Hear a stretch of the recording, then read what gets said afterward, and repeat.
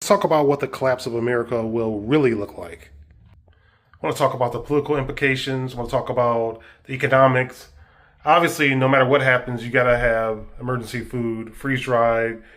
You got to have plenty of water. You got to have rice, just the basics. But in this video, I also want to talk about how systems will break down in a collapse scenario and why.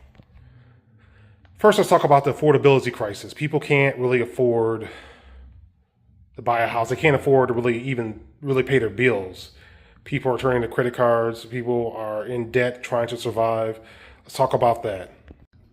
BlackRock can buy up everything, but it's not something that's actually sustainable. BlackRock can come in and they can buy up all these properties and make it impossible for young people to buy houses. But it's not something that's sustainable in the long term because, simply put, if 20-something-year-olds, 30-something-year-olds can't buy a house, they're going to lose the incentive to really participate in the system. If that happens, you're going to have people drop out of the workforce. You're going to have people drop out of society. And eventually, you're not going to have enough people to even rent to. You're going to see people stop buying. If they're not working certain types of jobs, and they're going to be buying certain types of products. If they're not buying certain types of products, you're going to have a situation where the demand for a lot of products are just going to decrease. There's going to be less of a need for more people to work, less jobs, and less jobs means less people able to actually pay the rent. So yeah, you can have a situation where you have entities like BlackRock buy up everything, but that doesn't mean that it's something that's going to go on for a good 10 or 20 years. That's a problem with some of these corporations. They're so short-sighted. They're so focused on the next quarter that they're willing to even take actions to destroy the company in the long term. You've seen that with a lot of companies. But anyway, it's just part of an overall collapse. I did a video talking about how we're headed towards a collapse, not necessarily a civil war. I do think it'll be gradual. It has been gradual for a while, but when you get into the later stages, it will accelerate. And it'll be a situation where right now the U.S. is able to run massive deficits and fund a lot of its programs because it has a world's reserve currency. That it also has a petrodollar, a situation where countries don't even do business with oil transactions unless they use the U.S. dollar. Well, once BRICS and once the Russians and the Chinese create their own system, it won't be that much of a need to use the U.S. dollar. And we burn so many bridges across the world. I think that we're getting to the point where if they sell treasuries, if they sell bonds, I mean, we're just done. Our currency is going to lose its value. It's already happening. They recently stopped making pennies because apparently it costs more to make them than what they're actually worth. And I was wondering about that. I've been wondering about that for a while. I wonder if nickels if that even makes any sense. Like, how much money does it cost to actually make a nickel? I know it's a silly question, but I think we'll get to the point where it'll be like 10 cents or something to actually produce a nickel. I don't know how much it costs, but when I heard that they're going to stop producing a penny, I wonder, okay, so what point are they going to stop producing the $1 bill? Is a $5 bill going to be the new $1 bill? Because what can you buy with $1? You used to be able to buy some snacks with $1, 25-cent snacks. You could buy chips and cakes. I mean, you can buy hot dogs. I remember when I was a kid. Well, it doesn't matter. You can't buy that stuff anymore. You can't buy a couple hot dogs or whatever with $1. You can't buy much of anything with $1. You go to McDonald's and there is no dollar menu. I'm sure there's a value menu, but I saw the prices recently. I thought, oh, okay. I stopped by to use the restroom. I looked at the prices like, oh, okay, why would I pay this if I can just go to a real place that sells better food around the same price? Doesn't make much sense to me. But anyway, it's all going to be part of the collapse scenario. You're going to see the U.S. dollar loses reserve currency. As a result, people are going to be working hard for dollars that won't buy much of anything. We've seen a decrease in the U.S. purchasing power. Matter of fact, somebody did a response and they asked me, well, how come you always give us your opinions and never any facts? Let me get my glasses on. Okay. I actually Googled this, and you can do this as well. The purchasing power of an American household has significantly decreased from 1980 to 2025. I was born around that time. Since my birth, since around that time, Due to inflation, a dollar in 1980 having the same purchasing power as approximately $3.93 in 2025. You can Google this, by the way. It's not just my opinion. That means while nominal prices have increased, the value of those incomes for goods and services has decreased by about 74.54%. So, a dollar when I was born, well, that you would need like $4 to buy the same thing that $1 bought before. So makes sense.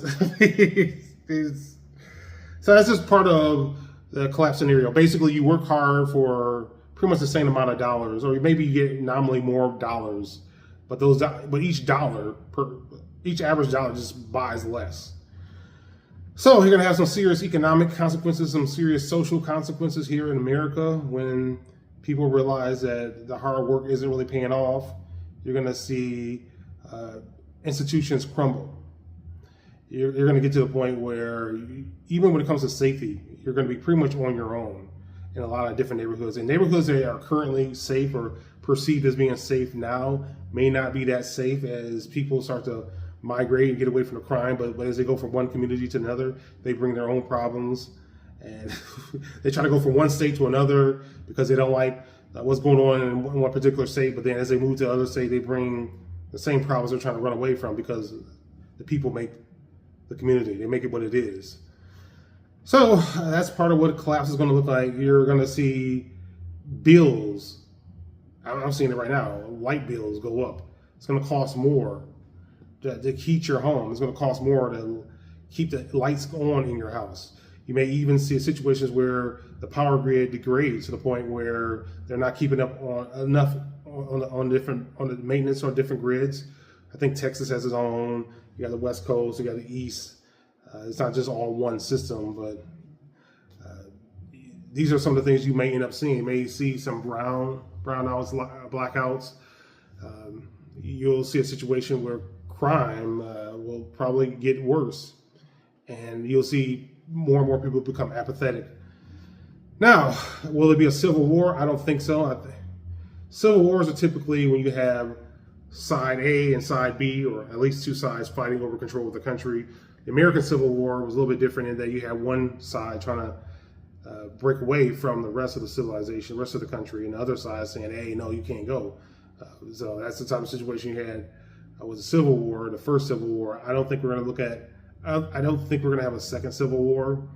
I just think a lot of people just aren't really invested in what's going on in the country, and you're just going to, if things don't change, it could disintegrate. And as far as a political solution, I don't see any politicians producing any meaningful political solutions. I just think you have two different parties who are working for the same side, and it's not the American people. So this is kind of what I think collapse would look like. As we have more and more conflicts with China and other countries, you're going to see chain supply issues. That's going to be a big issue. Also going to have chain supply issues with workers, at least until they have AI and robots up and going, auto trucks or whatever, full scale. But you're going to see maybe some truck drivers might not want to go into certain areas because they're not safe enough. That might be a scenario you may see. So it may be harder to get certain items. And, the president could put in price freezes or whatever, but it won't really matter because if I say, hey, I'm going to put in a price freeze for, I don't know, I'm going to grab this camera. We'll leave it at $300, but the currency is losing so much value that it takes $350 to make it. Well, then why would I continue to make it if you're saying that I have to sell this product? Or it could be anything, or batteries, or radios, or food, or whatever. You got to sell it at a certain point. Okay, well, if it costs more money to make it, then why am I going to do it? It's not much incentive. So price freezes may be used by certain administrations. It's not going to really work. And I just pretty much explained why it's not going to work. You could have like a communist system where you sort of force people to work, but none of it really works. There's a lot of stuff you can do in the short term that's ultimately going to lead to long-term failure. So this is part of what I think collapse is going to look like. So we've been looking at a gradual decline for decades, but people haven't really paid much attention. In Flint, Michigan, GM left Flint, Michigan in the 80s, and it created a ripple effect. It devastated the economy. A lot of other businesses that relied on General Motors and the workers started to go belly up. They dried up. They didn't have the business. Created a big ripple effect. A lot of people left the city. Population decline. It's when it happened to our industrial core, a lot of people just didn't care about it.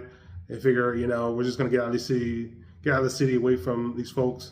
What they didn't understand is that the long-term implications is that we wouldn't have any place to run to. People wouldn't have a place to run to. I use 1980, all about 1960. It's even worse. In 1960, the PCE inflation was 1.64%, right? So basically $992 in 1960 will basically it'll be equal to $8,000 right now in 2025. Whoa. I wonder what that number will be in 2026. So yeah, this is part of what collapse looks like. I wish you the best. I really do. I know I've been talking about a collapse for a while, but as I'm trying to demonstrate right here with this decline in purchasing power and basically the evaporation of the middle class, is that it's been happening. It's been happening. It's like a frog in boiling water. We're like, well, you've been saying we've been boiling for the last half hour or whatever. Well, eventually you're going to stop saying that because you're going to be cooked. We're all going to be cooked, okay? And no, there's not going to be some election. There's not going to be some savior coming to help us on the political front, because all these people are bought and paid for. The system's set up in such a way that you would need you would need probably 220 people in Congress. In the White House. In the House of Representatives, and probably 66 senators who didn't rely on donor money, which is impossible. So they're going to be bought and paid for. You would need a president who can win a presidential election with $1.5 billion, who didn't have a bunch of billionaire donors who didn't have the best interests of America at heart. Good luck with that. That's why I'm not expecting any political solution. So these are my thoughts. What do you think collapse is going to look like? I think if we don't get our act together as a civilization, we're going to be looking at a fragmentation of the United States of America. You're going to see states break away from the Union, and it could be a civil war scenario, but I don't think so. I think it could be a disintegration. And it's not something that I'm calling for or something that I want to happen. I just think that based on what I'm seeing right now, that's the direction we're going. So no matter how you view the situation, whether you think there's going to be a collapse, whether you think we're in the middle of a collapse, whether you think things are going to get worse or better, I encourage you guys to at least consider having a way of defending yourself, acquiring some self-defense tools. May want to consider having plenty of accessories for that tool. You may want to consider food and water in case there's an emergency, something worth considering.